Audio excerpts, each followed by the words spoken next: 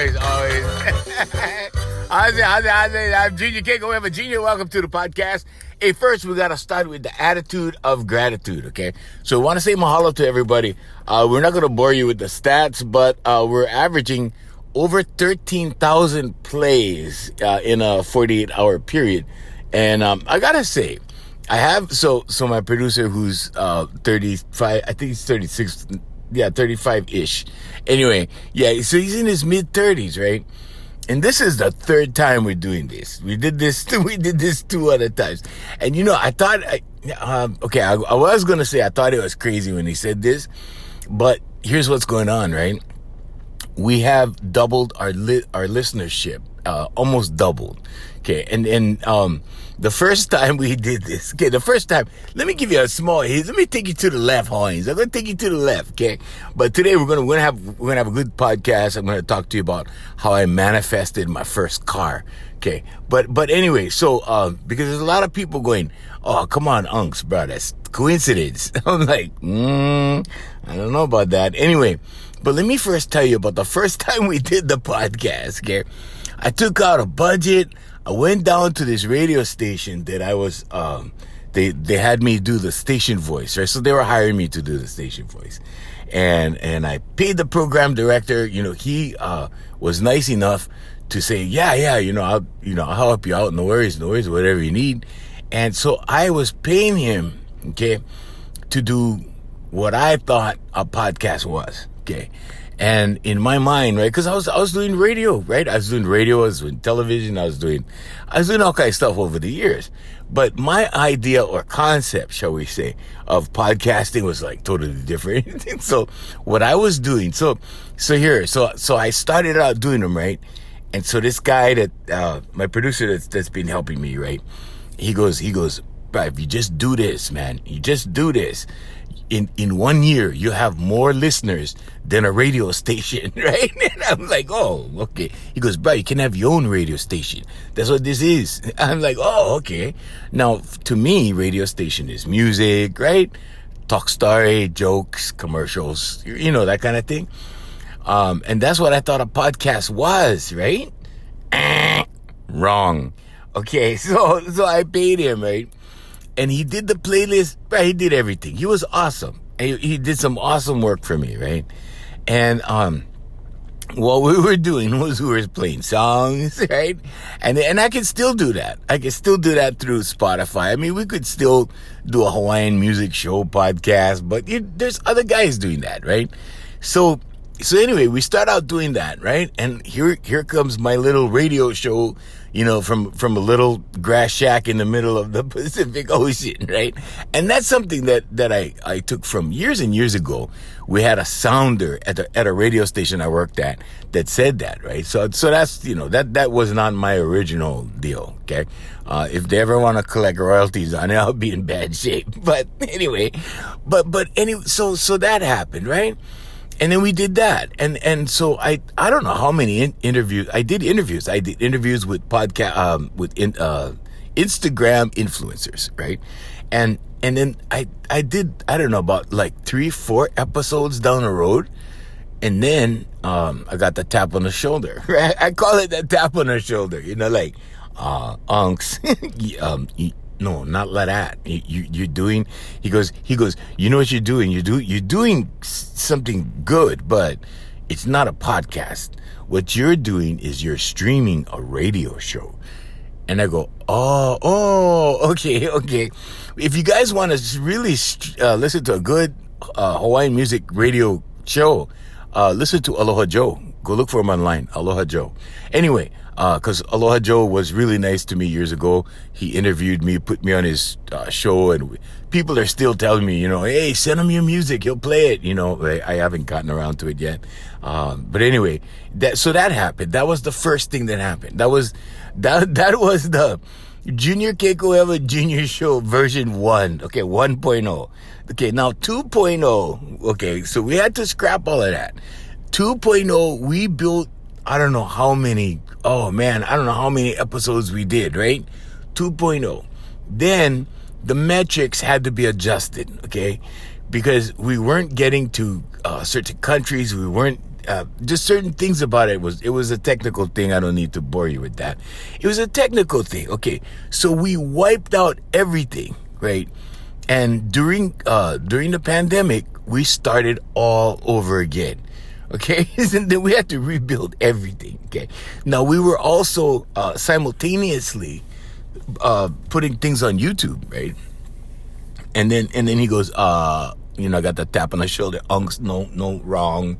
And so I'm like, okay, what will we do? Okay, so anyway, we had built that, right?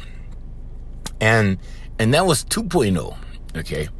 And then about, I want to say a month and a half ago, maybe, I don't know. I'm very bad with time and space with my ADHD. So I think it was about a month and a half, 2 months ago, he goes, Unks, you got to start with your story first. We have to do this right. Because what I did was, here's what I did. I told my story, right? But I told my story like, I don't know, midway. And I decided to tell my story to help other people who either have ADHD or have children with ADHD so they understand a little insight, whatever's, right? So he goes, Unks, no. You see, people need to know you first. This is how you do it. So he explained it to me like this, right? It was really funny. He goes, it's kind of like dating. I'm like, dating. So he doesn't know. He's a young boy. He does not know Unks, right? He doesn't know my history. And he goes, oh no, this is like dating. See, first, what you do is, you introduce yourself. So like people know who you are. Like dating, when you go out with a girl, you introduce yourself, right? And and I thought to myself, I have rarely needed to introduce myself. Like chicks knew who I was, right? And then so my life is so backwards, always, really. Sometimes, So he goes, no, first you gotta tell your story. Then they identify with your story. Then they're gonna listen every episode and everything going up. I promise. And I'm like, okay. And then and then he could do, but I let him go. I let him talk to me about dating. He goes, you don't just like, have sex on the first date. What you do is you introduce yourself, you go out, you take them out, let them get to know you. And then maybe by the second or third date, then, you start that kind of, I'm like, dude, you have no, I'm not telling him, I don't want to hurt his feelings, and I need this guy, right? So, cause he's like the new world guy, and so, but in my head, I was going, bro, you have no idea how many chicks on the first date, okay, in the office, in the car, at the house, like, where, first date, there, not even first date. There's this one girl who I got her all this stuff, from, this store, this high class store, right? I laid them all out on a table, and she's like, oh, you could have got, she goes, you could have got me a tuna sandwich. And when I heard that, I was like, what? I was like, all right, get in the room. So, but anyway, this podcast is not about that. But I just thought it was funny. He was trying to teach me about dating. I'm like, in my head, I'm like, bro, you have no idea. I never even had to introduce myself half the time. You see what I'm saying? So anyway, I said, all right. So I'm not going to micromanage. I'm not going to be hothead. I'm not going to be, do the old school and try and force the new school the old school way. I just couldn't, go along, get along to go along. And that's what you got to do. See, I have a bad habit of going, no, this is bullshit, and flipping cards, and that's been my life, but it's worked for me. It's worked for me immensely always. All right, so into the podcast, but I gotta thank him very much. My producer, he doesn't want me to mention his name or anything, but I just gotta thank him very much. We'll just can we use his initials? Okay, well, one initial. Okay, I'm getting the finger. One. No, not that finger. Okay, J. Okay, we'll just call him J. Can we call? Okay, we can call him J. Okay, see, he's nodding his head. All right. So anyway, but so I have decided to just go that way. He has produced like over it's over 13,200 listens in a 48-hour period now. Whereas before, I think we were getting about 1600, something like that. I don't know. But it was a good number. But it was just, and we want to thank our new countries. We're not going to go over stats or anything, but we're going to get into the law of attraction, because this is the law of attraction podcast, which features stories from my life, because, I've consciously and unconsciously manifested all kinds of stuff. And this time it was a conscious thing. So let's go back to the back. Okay. Now this is, my first car, because somebody asked me the other day, they were asking me if it's true, if your heart chakra, your heart vibration can manifest for you, and if frequency was real, if humans give off frequency that attracts things into their lives, and if you're on the same frequency as, whatever, all that stuff. And we went over frequency on the podcast already, but so let me just get into the story. All right, so I broke up with this girl, right? And I told parts of this, right? I broke up with this girl. She gave me the DVD. And I didn't, I was enjoying the rut I was in, the life I was living. And so I put it in my top drawer. A year later, I go, okay, let me watch this DVD, The Secret by Rhonda Byrne, right? Now, my uncle had been trying to teach me all this kind of stuff when I was 13. He wanted to keep me straight and out of trouble, all that stuff. And my uncle was my first mentor. And I'm talking about my mom's youngest brother. And there's other uncles that I have that are, some of them are not related to us, and some of them I don't talk about. But anyway, and at least, we don't tell the stories, because people are still alive. Hawaiians, they're still alive. But anyway, so now, after watching the DVD, right? Now you have to, here's the steps of the law of attraction. The first thing is visualization. You visualize, okay? You have an idea, okay, of what you want. Now you have to use your imagination. Okay, imagination plays a big role. And it was brought to my attention years and years ago that not everybody's creative. Not everybody has an imagination. And I'm like, what? Like, well, everybody has an imagination, but not everybody is gonna use it, put it that way, okay? Or wants to use it, or considers it valid, that kind of thing. But anyway, so excuse me. So first thing is you visualize. Now, as soon as I saw on the DVD about a new car, right, and I started thinking about it, because my car at the time, I had a Nissan Maxima, and and it was a nice Maxima. I mean, and I keep my stuff in good shape. So it was nice, no bondo or anything, or, for you guys out of Hawaii, it's like patchwork. So, but, and so, everything was good, except for one thing. The car was beginning to rebuild itself. Okay. New radiator, new water pump, and it just keeps going. A car will start to rebuild itself. Okay. And, you could keep a car forever. Okay. But the parts need to change, and eventually the transmission, everything, right? So you got to keep changing everything. And eventually, when you look at it, it's cheaper to buy a new car. Okay. Or if you have a company, lease. Now, in my case, that's another thing. The lease was something I did down the road. But the first thing was the car, right? Like, okay, new car. So that sounded like a good idea. Then I had to get up the guts to, want to keep the show clean as I can, right? But I had to build up the guts to drive into the new car dealership. Now, I got to tell you, there's a whole bunch of preconceived notions about business, okay, and about cars, and there's this stigma. Well, it's not really a stigma. I think it's the truth.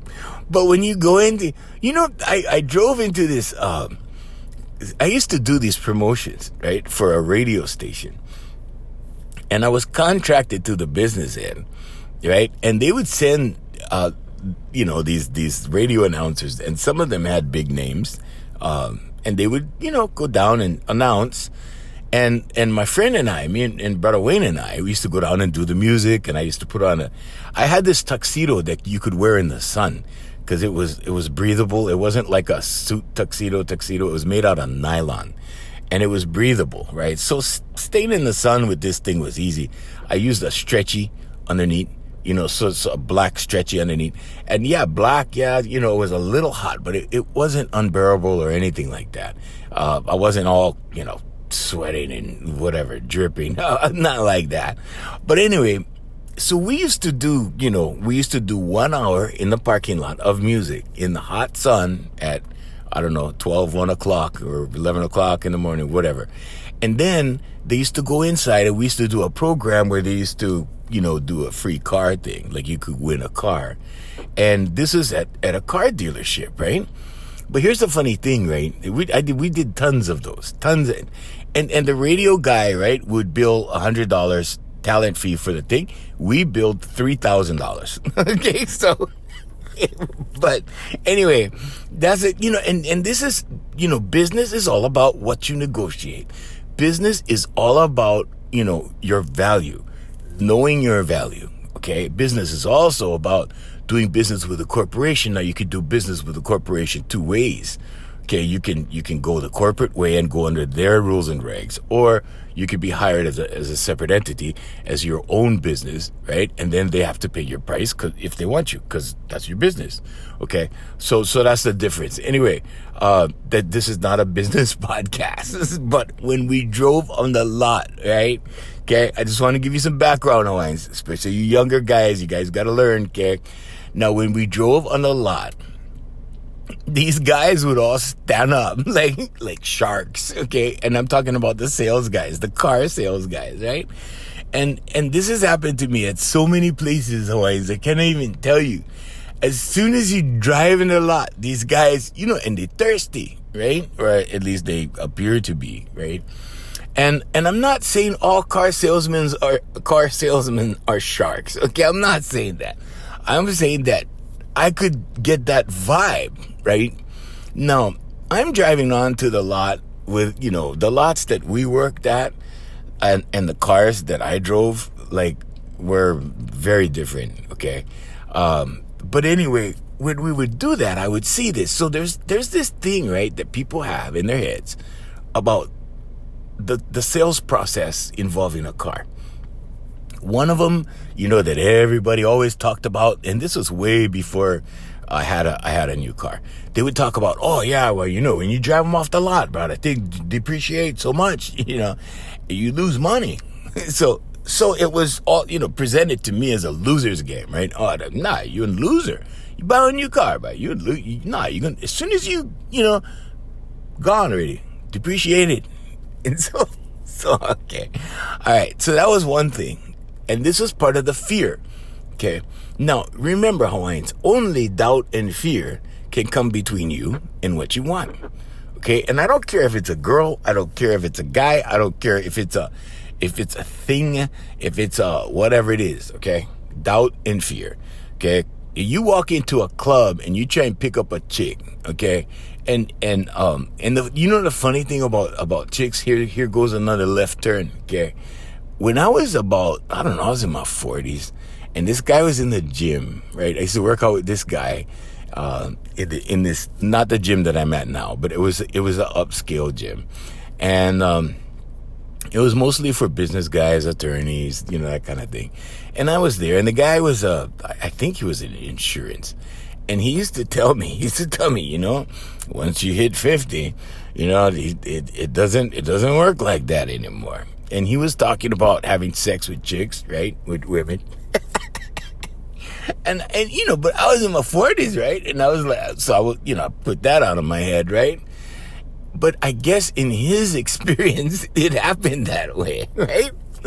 Hawaiians, I'm way older than 40 right now, and Unks is still going, okay? And I don't know about him, but anyway, but that was I flashed on that because of the gym thing, right? But anyway, so that guy, he told me that. So that's a misconception, okay? That's his experience. Okay, now what about your experience, Hawaiians? Okay, that's the reason why I mentioned it. I just thought it was funny because I flashed on that. I flash on a lot of things. My brain goes all over the place, okay? And that's how it is when you live with ADHD. It's just, But anyway, and this podcast is just to help you guys, okay? So now that happened, right? Now, if I would have believed that, like I believe, my parents always telling me, oh, you buy a good used car. Look for the best used car you can find, right? So, my used cars was like 11,000 miles, 10,000 miles. And they were always telling me, that's a good car. Yeah, this thing in good shape. We used to go down to, get these lower end cars, right? Mm-hmm. And bro, this one in good shape right there. It's only 10,000 miles. So anyway, all right. So these are the preconceived notions, okay? This is hearsay. This is not your experience, okay? But you're hearing these, I was, right? And I can only tell you from my experience what happens in my world, my experience, okay? In my experience, that's what I heard. In my experience, there was a fear that built up there, or a preconceived notion. Now that hesitation, okay, or that negativity is all rooted in fear, and most negativity is rooted in fear, okay? Because at the bottom spectrum of vibration, you have fear. At the very top, you have love, okay? And this is not the kind of mushy kind of love, kid. Yeah, we're not talking about that. We're talking about vibration, okay? Jesus Christ came to the planet to teach love. Krishna came to the planet to teach love. I could go on. I can go on and on with people you probably never even heard of, okay? But yeah, those are examples of people that most people have heard of. But that's what it is. Now, the only thing that can work against you is when you're working down here at the bottom levels. Fear, guilt, shame, those things. Those are the lowest vibrations, okay? And there are other low vibrations. Doubt is a low vibration, okay? But anyway, so these are the things that I came to, believe, right? And a belief is a thought you keep thinking. And if you can convince a human being to keep thinking that thought, it will become a belief in that human being's mind. Okay, now, and maybe some of you guys can relate. Okay, think back. Now, our parents, with the best of intentions, right, wanted to save us from what? Well, in this case, depreciation. Bro, as soon as you drive money, I remember my dad talking to his friends about that, right? And these guys all bought secondhand trucks. I mean, they did my dad out on a secondhand truck. And I don't think they ever bought a brand new truck. Never, for my dad. Was always secondhand. So anyway, but it was the best secondhand, right? You see what I'm saying? All right, so it was the best one they could find. And then when they got it, they go, wow, okay, I got a good deal. So the first thing I had to do always, okay, was to get the guts to drive in to the new dealership, right? And over the years, right, and I'm working in all these promotional things and seeing these guys, and you look at these guys in the car lot, and half the guys, you looks like you can't trust them, and they, and they all five of them get up when you drive in the lot. It's like, I'll say you're doing it all wrong, son. Sit down, take it easy. We're just here to do a job, But anyway, so that kind of thing, right? And that only adds to what you've already been told, okay? So now I had all these things working against me. Well, here's what I did, right? I started, because I watched this DVD, I don't know how many times, right? And it's very factual with PhDs, scientists, doctors, reverends, businessmen, you name it. And they're all saying the same thing. Okay, they're all contributing to the same idea. And so in my mind, right, because my uncle had taught me all this stuff at 13, and because I saw all this proof right in front of me on the DVD, I'm like, okay, this is a thing. This is a justified, bona fide thing. I'm going to do this. Okay, now, here's what I do. And I don't know, if anybody else needs to do this. I need to do mental prep. Okay. Right now I'm mental prepping for something else, right? I'm always, doing this in business, but this was not business. This was, like having the guts to drive in and go cut a deal with somebody. Right. And so I thought about it. I prayed about it, right? And in those days, when I first watched the DVD, I did not do meditation. Okay, it would have been so much easier if I would have been meditating, right? But I prayed, okay? The difference between prayer and meditation, okay? Prayer is talking to God, okay? A lot of people ask God for this, that, and whatever, okay? Or they just pray and thank God, okay? I'm not suggesting everybody asks when they pray, because a lot of times when I pray, I just thank, I'm not asking. Anyway, but meditation is listening to God. Okay. Prayer is talking to God. Meditation is listening to God, and you need to listen to God more, or I want to say tune in, to the voice of God, which is intuition, than you do, than you do to sit there and rattle on about, this, that, and the other thing. Gratitude does not need to be in prayer. Gratitude, just look at things and say, thank you. Thank you. I look at every day I go to my car in my garage, right? I say, thank you. As the door to my garage is coming up, I'm looking at my car and I'm saying, thank you, thank you, thank you. Because never in my wildest dreams would I be dreaming or fantasizing that I'm driving the car I'm driving now, and I just ordered a better one. And when that one comes, whoa, I would be grateful for that too. See, but if you can't be grateful for what you have, and here's another element to the process. If you cannot be grateful for what you have, okay, I had a $400 Toyota, and I was grateful for that. Way back in the day, I remember it had bondo on the side. I did it myself.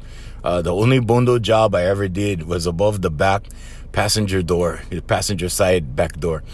And it was a $400 Toyota, but you know what? It took all the points off my driving record. It did, because I almost lost my license, right? And, because right before that, I had a Trans Am. A huge, I don't know if it was a 402, something like that. And I was using it. I mean, you have a muscle car. You don't have a muscle car to, go speed limit, right? And so anyway, and I worked in Waipahu at the time, and my average speed to work was 85. So, it was just when it wasn't a question of if I was going to get caught. It was just when, right? And then when I got caught, that, I don't know.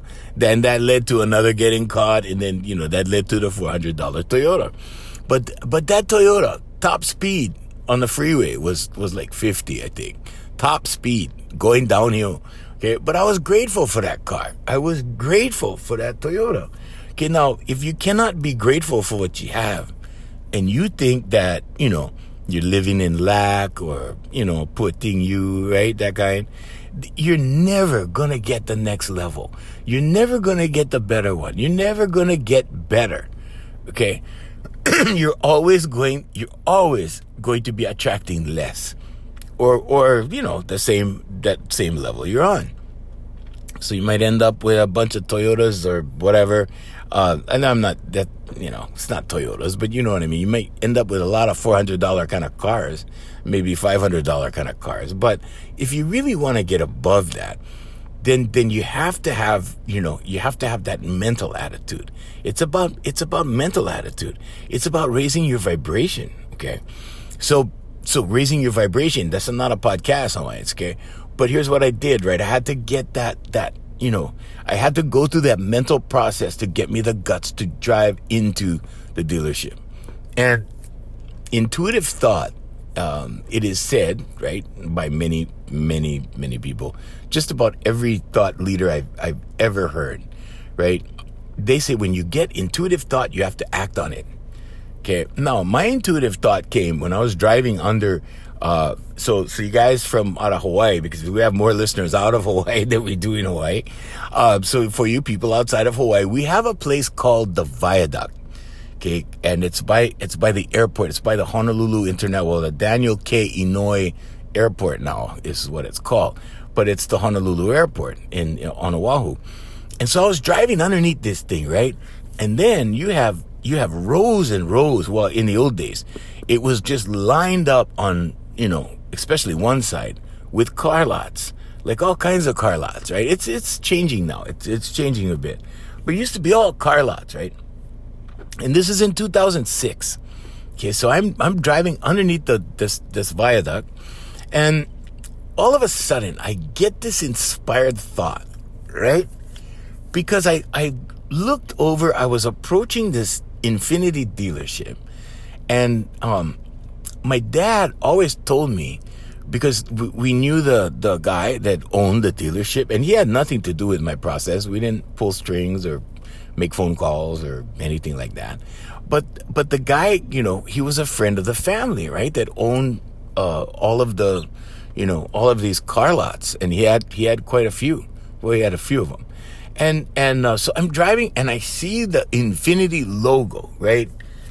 And I hear my dad's voice in the back of my head, because he said, don't forget if you ever, his words were like, if you ever do, get a car, whatever, go, don't forget Charlie. So I'm like, okay. So I hear my dad's words in the back of my head. And then in that instant, I asked God. See, because I move with God a lot, okay? And then there's a lot of things I do that is not in alignment with God, okay? I gotta say, I'm not a church guy. I'm not one of those 501c3 Bible thumping, those guys, scripture memorizing. No, not me. I'm not that guy. Although I used to go to Bible study like long time ago. Okay, but I'm not that guy. So I'm driving it, and I get it, and the next thing is like, Father God, should I call, my God, Father God, and I go, Father God, should I go? And I got this impression, it's a feeling, intuition, right? And I got this intuition, like, okay, go, just go. And I went, right?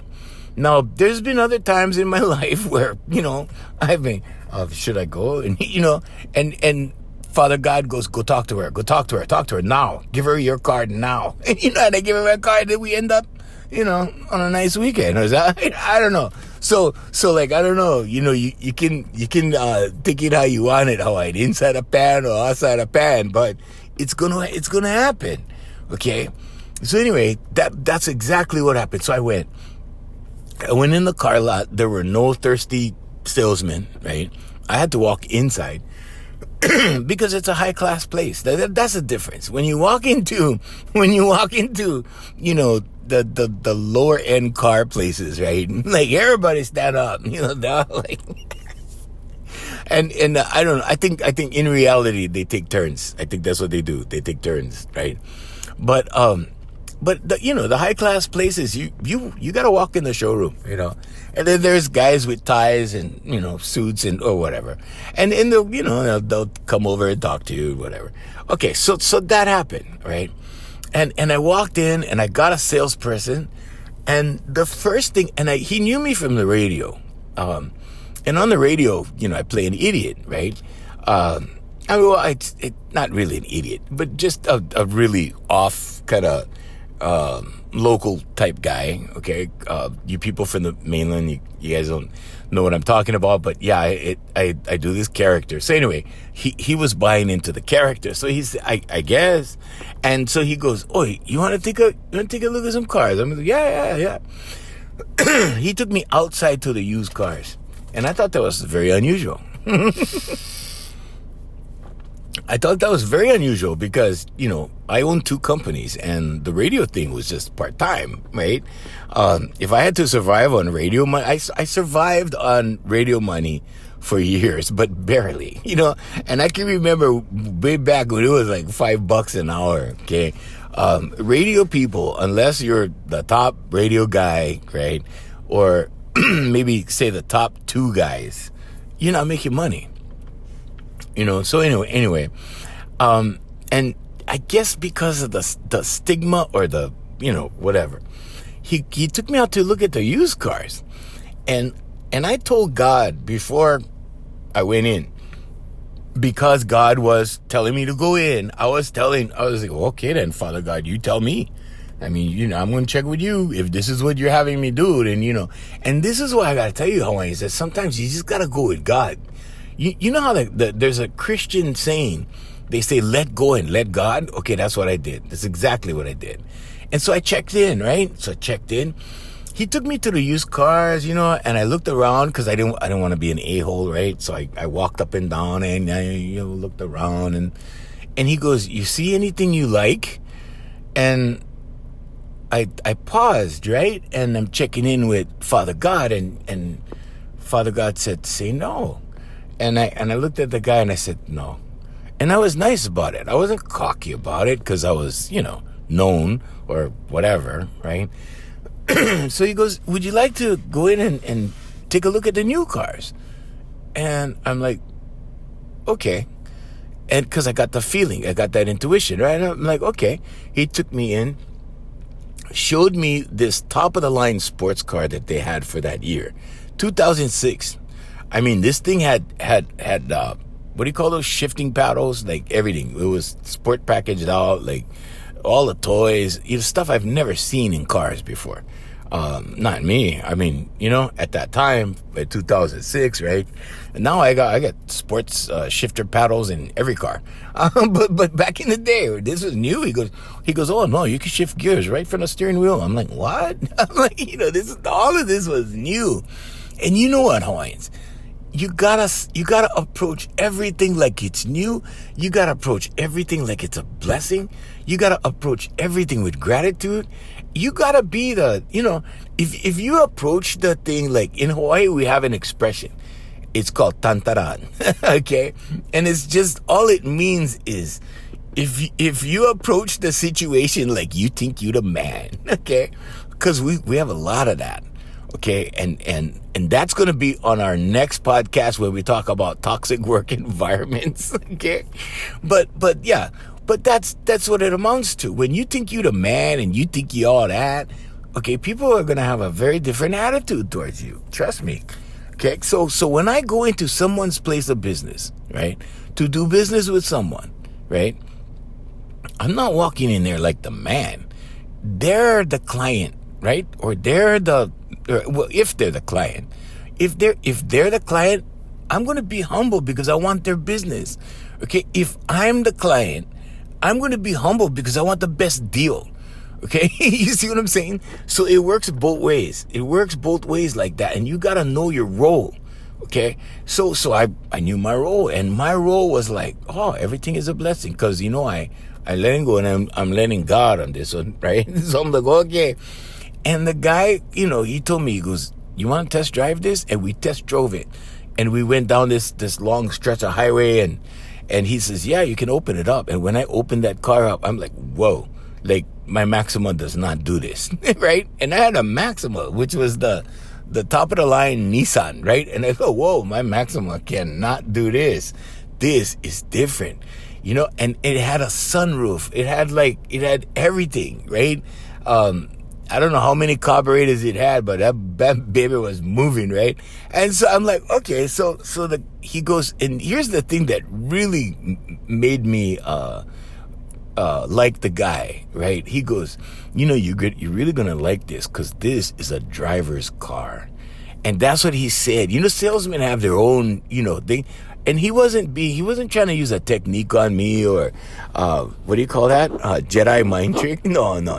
He was just trying to tell me, like, bro, you gonna like this. If you like to drive, you gonna like this car. But that's what clicked with me when he said this is a driver's car. Okay.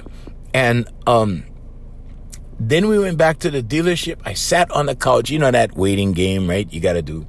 Now, this was in 2006, okay? The stock market was already volatile, okay? Interest rates were falling, okay? Things were not good. Inflation was was high. Okay, so all these things you would think like, okay, this is not the right time to buy a car. Okay, so here's the thing, Hawaiians. There is never the right time. Okay, right now in 2022, okay, my lease should be here by the end of the month. My brand new car. Okay, I'm not taking it for granted. No, I'm vision boarding this thing every day. I vision board on my Facebook stories. I vision board on my Instagram stories. I vision board on my phone, right? Because it's on my phone. I just take the picture and put them up. Because I'm vision boarding. I'm not just vision boarding. I'm teaching other people. I'm teaching other people because they're watching, right? And when they see the real car and when they see me in the real car, I hope they go, "Oh, wow. I wonder if it can work for me too." And I hope they try it. And I hope they know the rest of the processes, but, the rest of what it entails. But yeah, can Hawaiians. Okay, this has nothing to do with anything other than your vibration and your mana and your ability, okay, and your heart's ability to attract things, okay. Anyway, so I sat on the couch and they had some kind of football game on or whatever it was. And I was watching, right? And I'm not a sports guy. I'm a music guy, okay? Instead of watching sports on the weekend, I'm practicing music or, in this case now, in this day and age, instead of watching sports, I'm making money. I'm teaching. So anyway, or life coaching, one of the two, but I'm online, like all over the world. So, anyway, so I'm sitting there on the couch, right? Now, doubt, okay, if you want to say Satan or the evil side, because, the devil on our shoulder, angel on the other side, right? And I'm sitting on the couch and I'm going, wow, I bet at the end of all of this, the guy's going to come out and he'll say, "Oh, sorry, bro, loan never go through," or whatever, like something going to happen, right? And then the other side. So I'm checking in with Father God along the way and I'm like, "Father God, is this real?" And I'm just being told to be patient. My intuition is just telling me, be patient, just chill, be patient, just Kool-Aid. Back in the old days, we said Kool-Aid, just Kool-Aid, take it easy. So I'm cool head, right? I'm like, okay, all right, and I'm just watching this game that I'm pretending I'm interested in, right? Because I don't even know the teams, or I don't even know anything about sports. So, and because it wasn't my interest, right? So I'm like, oh, okay. Now ask me some things about music or Frank Sinatra or, whatever. And I get them. Anyway, so I'm sitting, going through this whole thing. Now, it was 4 hours. I sat on the couch, in between, you're getting up, you're getting snacks. So here's the thing. Next time you guys go get a new car, okay? I've learned, right? You gotta take like a cooler. You gotta take snacks, sandwiches. Go take a plate lunch or so, because you could get hungry, okay? And that's one of the tactics too that they do, right? Because I've seen them do it. And they, they let you get hungry, right? And pretty soon you just don't want to make the decision already. You see what I'm saying? So yeah, just take one cooler, take one, snack pack, everything, couple, 2-3 snack packs. I sat there for 4 hours. Finally, the guy comes out. In the middle of a high recession, the guy comes out, and this was right before the stock market crash. This was right before, okay? And the guy comes out, right? And he says, "Congratulations, Bank of Hawaii took your loan." Now, here's a couple of things I know about Bank of Hawaii, okay? And this is Hawaii's largest bank, okay? For you people outside Hawaii. They do not take like bullcrap loans, okay? If your credit score is even questionable, they will not approve any loan for you, okay? And this loan on this car was $58,000, okay? The total, everything. Because I told the guy, I want everything. Because that's what the law of attraction taught me, right? It said, no, you just ask whatever you ask. If you don't ask, in other words, if you're getting something subpar, it's because you're not asking enough, right? So I'm like, I told the guy, I said, I'll take everything. all the packages, they always have packages they have. Okay, this is a Simonized package for the seats, and we're going to treat them and this. And I said, give me all of everything. I like everything. So the total came out to $58,000. I still have the paperwork somewhere that I saved, right? And I used to show my life coaching students. I used to show it to them. I did not have $58,000, and I did not put down a down payment. It was on signature. I just signed the paper, okay? Now, yeah, I had a higher monthly. I think my monthly, I've always paid $600 to $750 a month for cars, always, okay? But I've always just gone in and signed. Go in, sign, okay?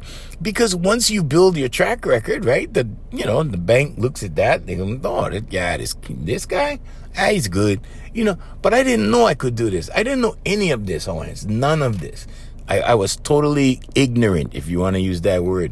And I didn't care, okay? But the moral of this story, okay, is there's a few morals to this story. Follow your intuition, okay? That voice inside your head that you dismiss all the time?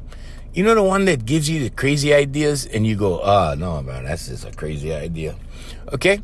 That's your free will judging. That's your free will passing judgment on your crazy ideas, okay? If more people followed their crazy ideas, right, you would be farther ahead, okay? If more people trusted their crazy ideas, they'd be way far ahead of where they are now, okay? And I can tell you, if I was, let's say, what they call practical, okay, working for the corporation from 9 to 5 or whatever, and I go, I don't know, what is it, till I'm 65 and get the gold watch and the mahalo party, right? That's just not me. But if it was me, and if it's you, it's okay. You see what I'm saying? If that's your choice, then that's fine. But I'm telling you, there are other options, okay? And you don't have to live like everybody else lives. But we were taught this because it was plantation mentality. It was factory mentality. We went through factory education, okay? Education has changed, okay? Homeschooling is a big thing. And you know what? These homeschoolers are way ahead of these public school kids. Because in the public schools, they have the NEA sets up their standards, and their standards keep lowering and lowering and lowering, right? And it's terrible what they're doing to our kids. They don't want smart people. They want workers. They want minions. They want laborers. They want people out there, doing the infrastructure and stuff like that. They're not trying to make engineers of your public school kids. They're really not. They have been dumbing down education. If you really want to see a good example of education, go Google, and I don't know if it's still online, but go Google colonial handbook or colonial school book, 4th grade colonial school book, something like that. And you will see the example, with the 13 colonies, okay? And yeah, I can tell you why it was 13, and we can break that down, but that's another podcast, all right? Okay?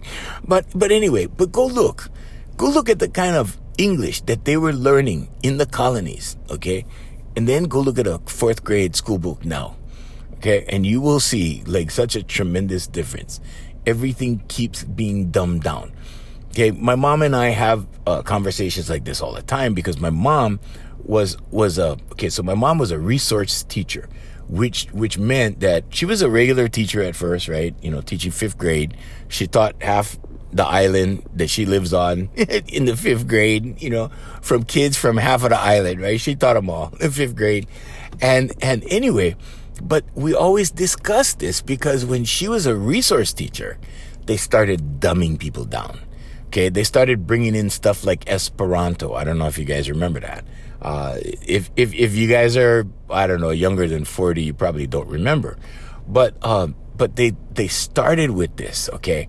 They started doing, and then you got Ebonics, all that stuff. Okay, my mom didn't do that. But my mom's responsibility was to teach the teachers or to implement the new curriculum, okay? And she noticed it. She noticed the difference. And we've had discussions about this, every so often. We talk about education. Because I ran from teaching. That's another podcast. We got to redo that one too. We're redoing all our podcasts, okay? But this is the first car podcast, okay? And I can tell you, Hawaiians, okay? First, you visualize, okay? Then you take the baby steps, knowing, okay? Not thinking, knowing that this is going to happen. It says it in the Bible. I think it's Mark 9:23 and Matthew 20:21. Something, I don't know. Like I said, I don't memorize all that stuff. But if you send me an email, I will send you the quotes. I have all the information at my desk. I will send it to you. But you have to know. If you pray and then you doubt, or whatever, right? Or if you go, I'm gonna do this, and then in your mind, because your mind does this to you. Okay, your mind will go, but this not gonna work because the last time you did something like this, it didn't work, right? Then it's not gonna work. I mean, it's just not gonna work. And if you're not on the same vibration, okay, and which means you have to start small. Okay, so start manifesting small. Now, at the car level, if you have a $400 car, like I did, I didn't jump from the $400 car into the infinity. Okay, that is a stretch for your subconscious. Okay, and these things happen through your subconscious. No, I had to go from the $400 Toyota. We went to Jeep Cherokee. We went to then we went to Nissan, and then I got up to the Maxima. And this was a course of years. Okay, I was fantasizing about the car I have now. I was one day I'll go get a Mercedes. One day I'll go, this is my second Mercedes. The third one is ordered already. Okay. And the Mercedes is kind of deceptive because it's the same model, but you can get like a price range from, I don't know, from 50 some odd, whatever. It goes all the way up to 80,000. The same model. So you can see one C300 on the road, right? And you don't know how much the guy paid for it. It's kind of funny. There are some out there that are like $75,000 C300s, right? But it just says C300 on the thing. And there's some out there that are, I don't know, 50 grand, 55, whatever it is. But what I'm telling you, right? First you visualize, then you have to write it down. Do your affirmations. I am so happy and grateful now that I have my brand new car. There you go. Okay. Now you got to believe that. In the DVD by Rhonda Byrne, it says you got to visualize your hand on the steering wheel of your new car, and so I did that. And I sat there in my room. I remember sitting down on my bed with my hands like I was on the wheel of my brand new car. Okay. Now, I did not think infinity, nothing. It was just brand new car at that point. Okay. But when I got that intuitive thought, and intuitive thought, I got from, I think, Bob Proctor. I was studying him. I was studying Mike Dooley, Dr. Joe Vitale. I was studying a lot of these guys, and they were all on the secret, right? So when I started, so I incorporated like all this other teachings into, into Rhonda Byrne's teaching. And then, finally I'm like, okay. And what it really boils down to is a positive mindset. You do not allow doubt. You do not allow fear. Okay. And it's not the kind of fear like, you can scrap with somebody, you can fight with somebody, locally here in Hawaii, we say scrap, but no, it's not that kind of fear. It's the fear in your head. It's the anxiety. It's that, counter manifesting thoughts that you have against the positive thoughts that you have. Excuse me. That's what it is. Okay. So what happened? Well, when I got intuitive thought, I just took a hard right turn. I went right in and I said, okay, let's check this out. And I'm going to be open and I'm going to let go and let God. And I can tell you, Hawaiians, like when that happened, like I was so happy. Okay. I was crying. I was sitting down with the finance director, the finance person in the back in the office. And tears were just running down my face as I was signing for $58,000. Okay. And she said, she said, is something wrong? And I said, no. I said, this is just the first time I've done this. And she said, you need Kleenex? I said, no, I'm good. And tears kept coming, and finally she got the Kleenex. She goes, here, you need this. And she goes, just take a break, take a second. And so I got, it was gratitude. It was tears of joy and gratitude. And as I was signing the contract, as I was initialing all the boxes, as I was completing the process, in my head, I kept saying over and over and over and over, thank you, thank you, thank you, thank you, thank you, thank you. Okay? And I think in my case, I was saying thank you, Father God, too, in between. But I just remember saying thank you, thank you, thank you, thank you, thank you. And when I got out from there, right? And they had me transfer, all the junk I had in my Maxim onto the new car, right? I was driving home with my hands on the steering wheel, right? Thinking about the DVD, thinking about the process. And I could not believe that this was me. I could not believe that this is you driving this car. And I was looking, I was in disbelief for oh man, I want to say for about a week. It was a high, yes, but it was also like, wow, I did that. I had to go in the garage a couple of times and look. I had to go in the garage, is this real? Go in the garage, and I put my hand on the car, and I would say, thank you, thank you, thank you. Now, Hawaiians, first, and I don't know, it depends, I guess, on what your level of chansom is. In Hawaii, we say chansom. It's like, oh, bro, you do that. Chansom, right? Even if it's something dangerous. Bro, chansom, right? You take a chance, right? So I don't know what your situation is, okay? But, and like I said, I did not know my credit score. I did not know anything. All I knew is I worked every damn day. That's all I knew. Work. Just do. And the other part of my work was, one part was for me.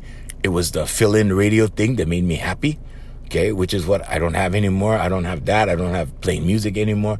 So that kind of happiness is not in my life anymore. I hope it comes back. I don't know. I haven't seen any opportunities or whatever. But I can tell you this. The other half of my work involves making people better, improving people's lives, okay? Showing people that, whoa, they're capable of doing more than they're doing, okay? Which is the life coaching and the voice school, okay? And that's just my thing. That's what I enjoy to do. And that's what I do. And that's what I do the best, right? The other stuff is for me. When people used to hear me on the radio and stuff, that was for me. That was me being selfish. That was me going, I just want to have a good time. And there's only one guy I can work with. There's only one guy. That's not a podcast. I think the name of that podcast should be, There's Only One Guy I Can Work With on Radio. But yeah, there's only one guy. But anyway, long story short, those things were for me. The entertainment was for me. I did it for me, right? And I also did it for my music partner, Brother Wayne, because we fantasized about those things that we did, and we did everything. We did everything. The albums are all up. They're selling. They're streaming. They're all over the world. And people don't buy my music in Hawaii. Never did. Probably never will. But in Singapore, sorry, I gotta go. All right. But yeah, they buy my music in Singapore of all places. Hey, I want to thank Brother Randy and Sister Jerry of Island Club and Spa, our sponsors. AFM Hawaii Music, featuring the music of Brother Darren Jaden and Voice Master family of entertainment companies. So get out there and manifest something, okay? It doesn't need to be a car. It could be, you can start with a sandwich, Hawaiians. But start so you know it's real. Yep, God is real, Hawaiians. God is real. Till next time, I'm Junior Kekuewa Jr. saying mahalo and aloha.